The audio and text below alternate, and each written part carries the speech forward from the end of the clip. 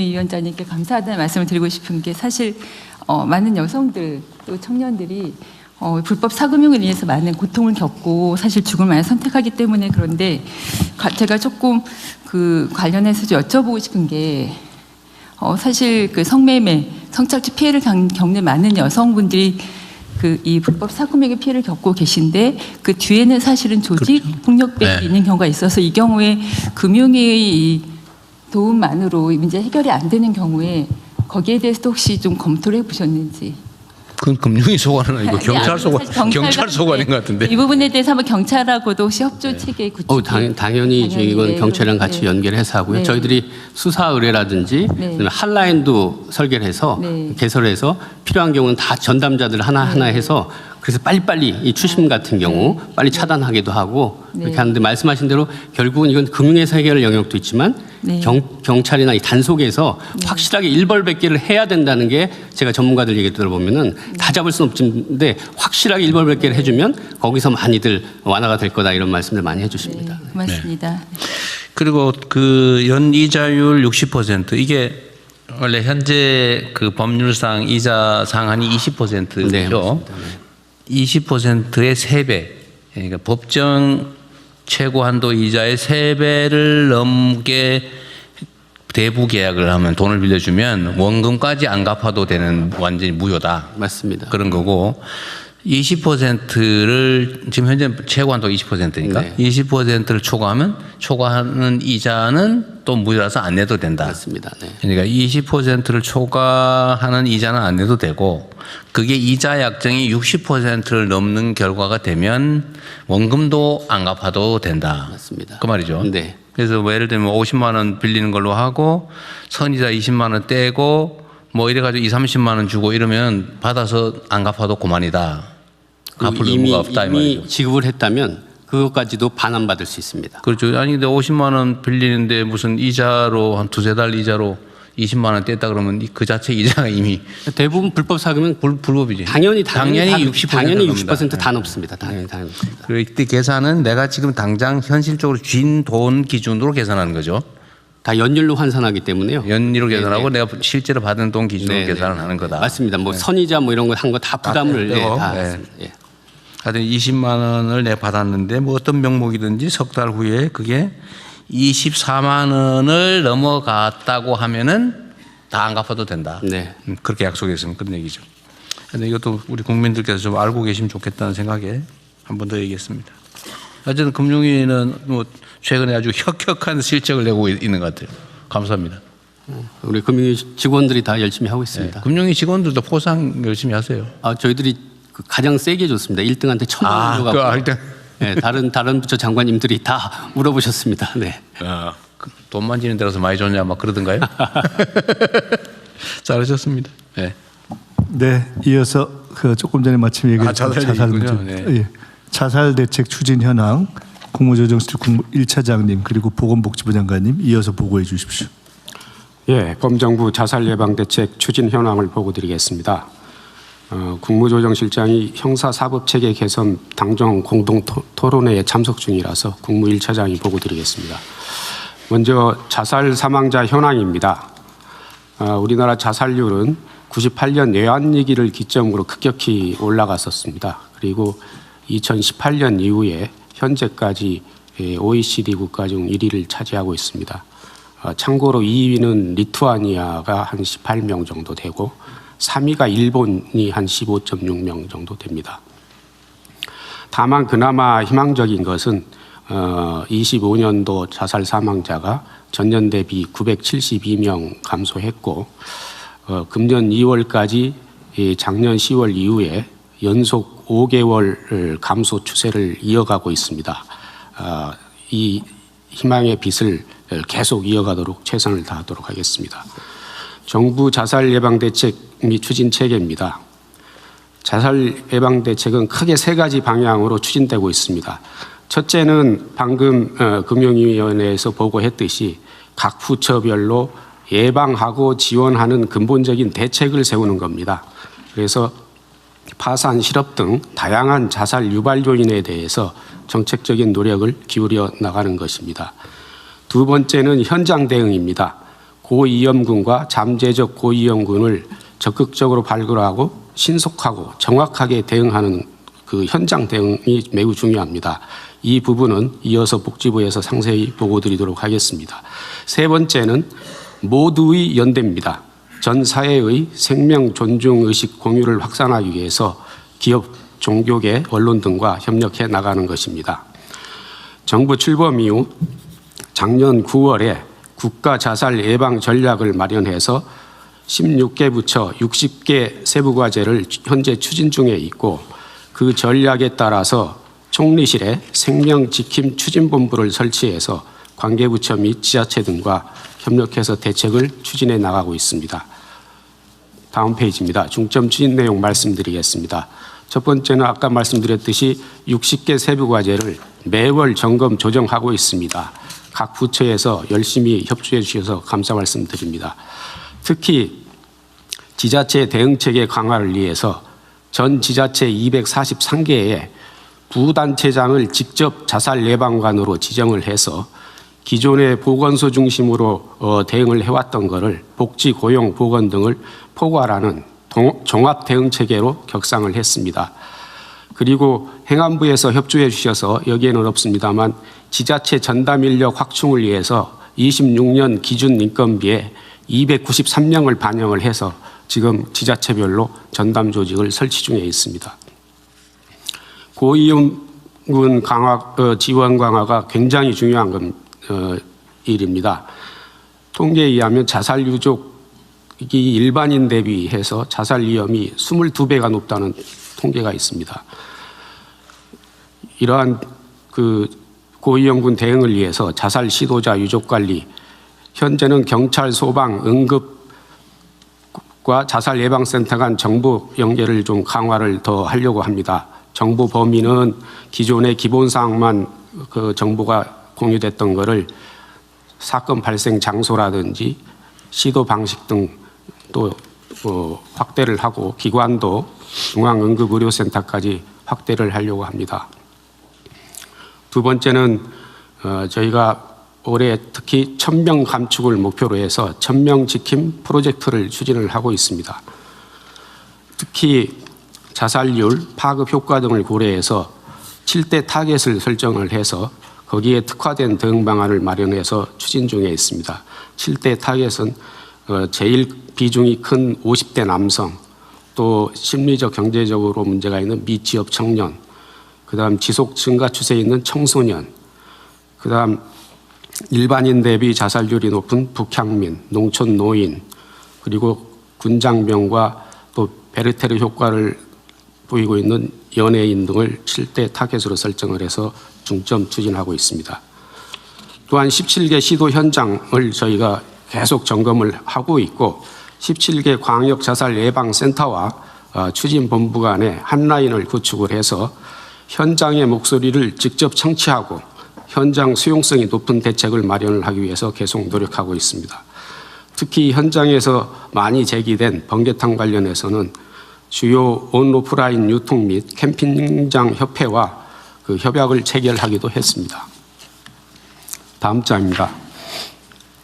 민간 협업입니다. 민간의 다양한 주체가 자살 예방 및 생명 존중 확산에 기여할 수 있도록 생명대사와 천명 수호처를 이촉했습니다. 생명대사는 사회저명 인사 20분으로 해서 생명 존중 메시지를 지속적으로 전파하도록 하겠습니다. 천명 수호처는 총 44개 기관인데 이 44개 기관은 앞서 말씀드린 7대 타겟과 연계가 되어 있습니다.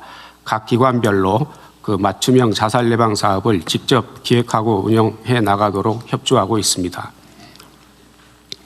아울러 종교단체와 협력하여서 자살 예방 및 생명 존중 인식 확산을 위해 다양한 협력 사업을 추진 중에 있습니다.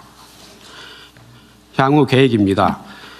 그동안의 대책을 다시 되돌아보고 현장에서 제기된 각종 의견들을 반영해서 9대 분야 자살 예방 대책을 수립할 예정입니다.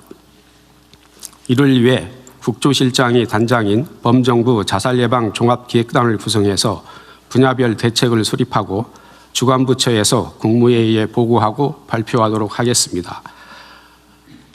이번 달 학생 청소년 자살 예방 대책을 시작으로 해서 8월까지 부문별 대책을 완료를 하도록 하겠습니다.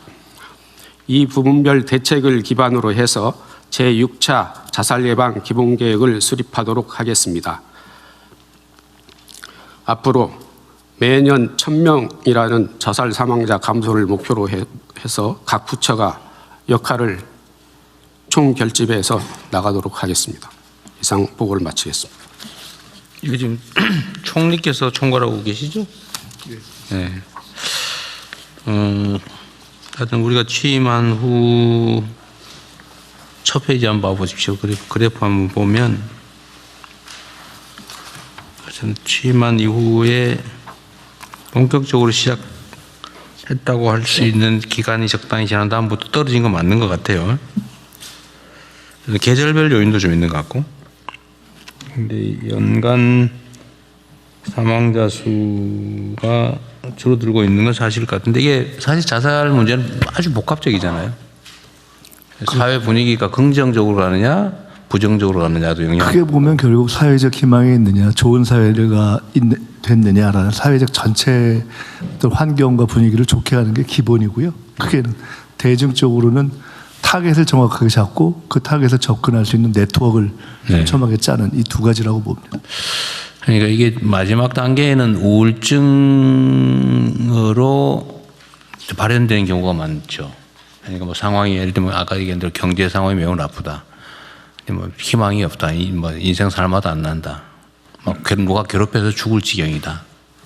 이런 게 이제 정신적 손상을 가져오고 복지부 마지막 그 단계는 사실 복지부 역할인 것 같아요, 그죠? 네, 그렇습니다. 이게 어딘가로 이제 발현이 되는 거죠. 징후가 나타나고 그러면 그 징후를 잡아서 잘 관리하고 방향을 바꾸고. 네. 보건 분야, 복지 정책으로 어쨌든 그 위기 상황을 이겨낼 수 있게 채워주는 것도 중요하겠고요. 네, 사회 안전망이 안전망. 뭐 독거노인들 지금은 어떻습니까? 그 독거노인들 옛날에 그 이분들이 살아있는지 죽었는지 뭐 아니면 뭐 먹고 사는 건 어떤지를 일일이 체크가 안 되니까 그 야구르트 배달하시는 분들한테 일종의 수당을 드리면서 띵동 한번 해보라. 뭐 이런 것도 되는데 요즘은 어떠세요?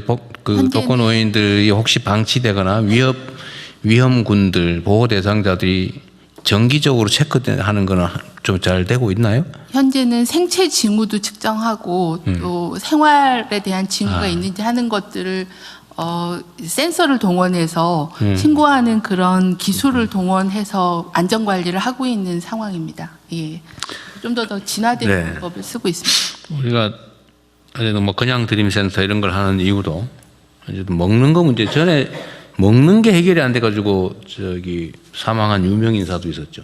무슨 작가든가 탤런트든가. 네, 그리고 저희가 7대 타겟 그룹을 나눠놨는데 그 중에 예를 들어 연예인 같은 경우도 이제 가령 그런데 해당합니다. 갑자기 뭐 일이 없으면 확 환경이 안 좋기 때문에 그런 부분도 다 이렇게 타겟별로 타겟이라기보다는 그룹별로 저희들이 이렇게 접근하는 방법을 따로 보건 복지 분야도 신경 써야 되고 아까 얘기한 대로 금융 이 빚쟁이들 독촉 때문에 힘들어하는 거 그걸 털어주면 되는데 어차피 못 갚을 사람을 빚쟁이를 만들어가지고 막 달달 볶고 그 평생 그냥 그 짐 지고 살아가게 하고 이게 사실은 이 자살 원인이기도 하잖아요. 그걸 딱 털어줘 버려야 되는데 그 어차피 가지고 있다고 돈 되는 것도 아닌 걸. 어쨌든 그건 금융위가 좀 잘하고 계신 것 같고요. 어쨌든 이런 것도 많이 그 자살 요인을 줄이는 것 같습니다.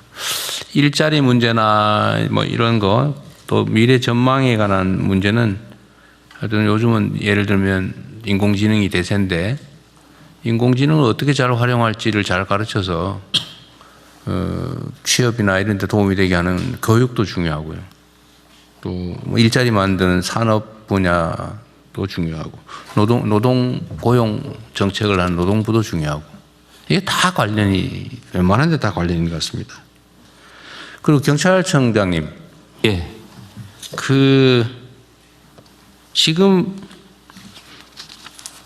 자꾸 자살 사건 보도나고 막 이런 거 있잖아요. 예. 흉악범죄 언론에 보도나고 하는 거. 제가 알기로는 이런 거 원래 보도 안 하는 게 보도 윤리 지침으로 알고 있는데. 예, 그렇습니다. 저희도 이렇게 자살이라든지 뭐 이런 부분들은 언론에 안 나오는 게 좋기 때문에 저희가 최대한 저희가 뭐 이렇게 소극적으로 이렇게 하는데 이렇게 언론이 이제 경쟁적으로 취재하고 하다 보면 뭐 연예인 사건들이나 이런 사건들이 종종 보도되고 그렇습니다. 그래도 일선 경찰을 좀 잘 관리하셔가지고 예. 이런 정보들이 좀 최소화될 수 있게 예. 하는 것도 중요할 것 같아요. 예, 그렇게 하겠습니다. 뭐 희한한 아주 획기적이라면 좀 그렇고 그런 거 말로 그래 자세히 보도해가지고. 저희가 복지부가 이제 언론계하고 협의해서 자살 보도에 관한 보도 준칙을 계속 업데이트를 하고 있고요. 네. 언론인들에게 주기적으로 안내하고 교육 홍보를 하고 있습니다. 더욱더 강화하겠습니다. 그런 거 잘 관리해 주시고 그다음에 우울증에 대한 대응이 우리나라 제가 뭐 개인적인 아픈 경험도 있습니다만 이 우울증 환자들에 대한 관리 시스템이 충분해요? 현재는 우울증을 좀 조기 발견하기 위해서 국민건강검진 항목에 우울증에 대한 그 스크리닝하는 것들을 포함해서 진행을 하고 있고요.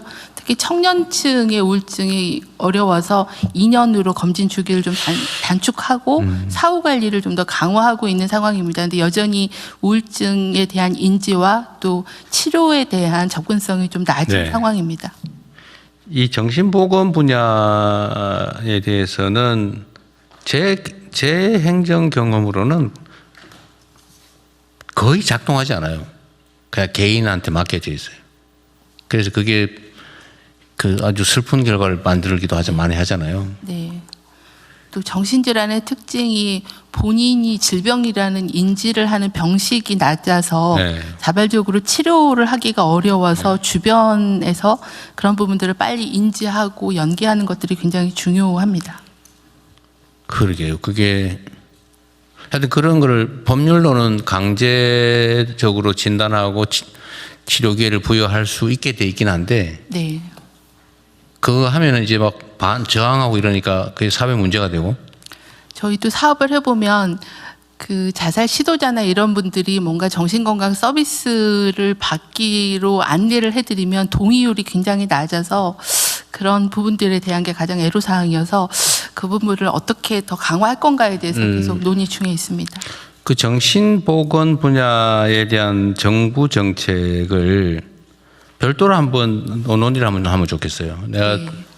지금 이때까지 바빠서 그 얘기를 못했는데 이 법에는 나름 그 대응 시스템이 있는데 네. 내가 그 법에 있는 대응 시스템을 적용하려다 포기한 것 때문에 내가 재판을 몇 년 받았거든요. 네. 황당무계 정신건강복지 계획도 중장기 계획을 5년 단위로 계획을 세우고 최근에 계획을 세웠는데 한번 정리해서 그러니까 일선 단체장이나 공무원들이 절대로 안 하려고 그래 그거를. 법에 있는 거지만 다 도망가고 심지어 그거 갖다가 무슨 직권남용이라고 막 기소해가지고 재판하고 이런 짓을 하니까 그 누가 하려고 그러겠어요. 현재는 대응 인프라가 대부분 공무직 중심으로 진행을 하다 보니 전문성이나 지속성을 확보하기가 좀 어려운 구조여서요. 대응 체계를 좀 강화하는 게 필요합니다. 그것도 한번 언젠가는 공론화해서 한번 얘기를 해야 될 것 같아요. 이게 다 내몰래라 내버려 둬가지고 네. 그것도 개인에게 맡겨져 있잖아요. 네. 국가적 불행이죠. 그게. 개인 가족의 불행이기도 하고. 네, 병무청장입니다. 네. 제가 한 말씀 드리겠습니다. 네. 병무청도 범정부 자살 예방 5개년 종합계획의 그 수립에 참여해서 청년 자살률 감소를 위한 국가적 노력에 동참하고 있습니다. 네. 국가 건강검진 이외에 청년 국가 건강검진 이외에 우리 병무청에서 검사하는 병역 판정 검사는 19세 남성 전원이 의무적으로 받는 검사입니다. 그래서 정신건강의학과 전문의와 임상심리사가 함께 참여해서 자살 고위험률을 네. 선별하고 자살 예방센터 등 관계기관과 연계해서 정신건강 서비스를 네. 제공받도록 노력하고 있습니다. 네, 안 그래도 그 얘기 한번 하려고 했는데 군내 자살자는 획기적으로 줄어들었더군요. 한 2, 3년 전이던가?